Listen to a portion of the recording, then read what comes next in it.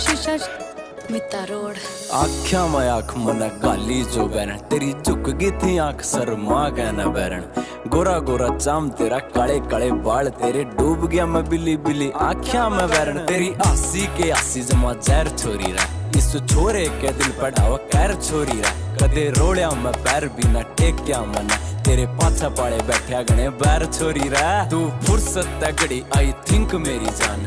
ओठ तेरे लाल गाल पिंक मेरी जान पैड़ आता पैड़ तुम मिला कर चालिए तेरी गेले दूं गाने में सिंक मेरी